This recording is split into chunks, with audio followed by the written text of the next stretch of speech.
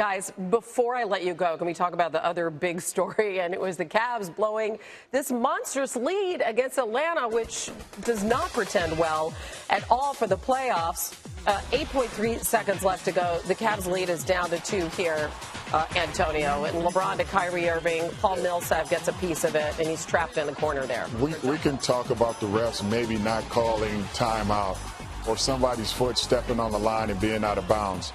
But this loss or this stretch has happened. It happened way before this. You're not paying attention to details, so it was tough. But LeBron James really taking exception to what happened. With the jump ball for Kyrie in the corner, I'm sitting right next to the ref and asking for a timeout, and an explanation he gave me I never heard before in my 14-year career. Never. So he said, I can't call timeout because I don't know who has the possession of the ball. I don't know what's going on. I don't know the tie-up. So that doesn't make any sense. We have the ball because I entered the ball to Kyrie, so you shouldn't even be worried about the tie-up or not. I'm calling as soon as when I see Kyrie is getting tied up in the corner. So I never heard that before. Yeah, so neither player gets a clean tip. The ball's loose. Millsap scoops it up and hits the game-tying fadeaway at the buzzer. Cavaliers blow a 26-point lead heading into overtime as Brian Windhorst shakes his head off camera here. And then this. LeBron gets whistled for his 6th personal foul.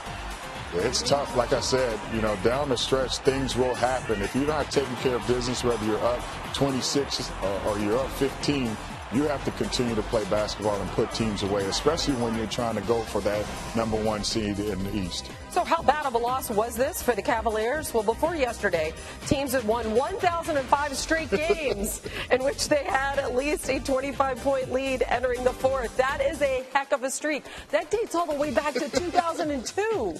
You were back trying to get triple-double. I was trying to. Yeah, exactly. I mean, talk about back in the day. Exactly. Despite the fact they fall into a tie, the Cavs can still clinch that #1 seed tonight with a win over the Heat and a Celtics loss to the Nets.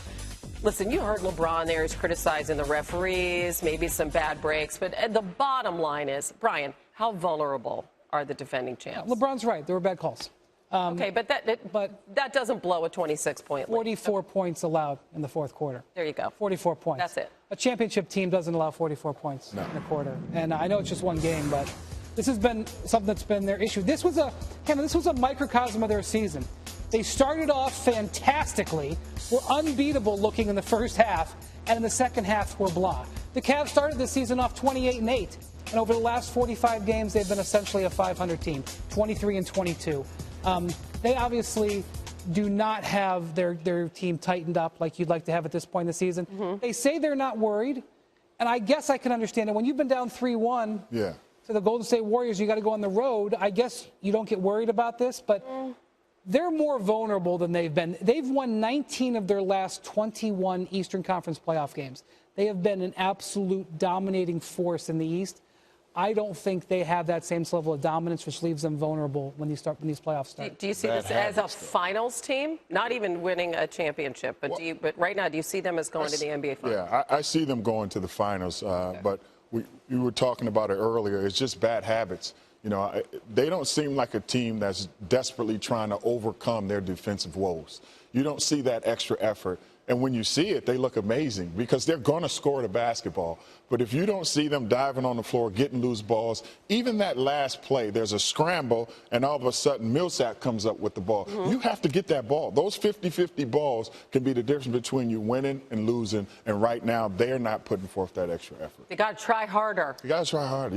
You just got to pay attention to the details. Right. You can't be so lackadaisical. Whether you're up 20, down 20, you got to play one way if you want to win a championship. Yeah, even with the top seed at stake. Like, that's what I find interesting. That should be something to play for. It's not like just waiting until the playoffs, till every game counts, because these games are meaningful, in a sense, in the top seed. So that makes it even more of a head scratch. LeBron doesn't care. I mean, he just doesn't care. He doesn't care about the top seed. I can't blame him, really. Yeah, well. He's been so good when he's had lower seeds, so. Okay. All righty, then. You can frame it any way you want, right? We're reframing it again. Yes, we are. But there when you you go. see them over there doing the game and everybody's like this, then you're starting to wonder, are these guys a little worried here? I know. All right, you two. More later.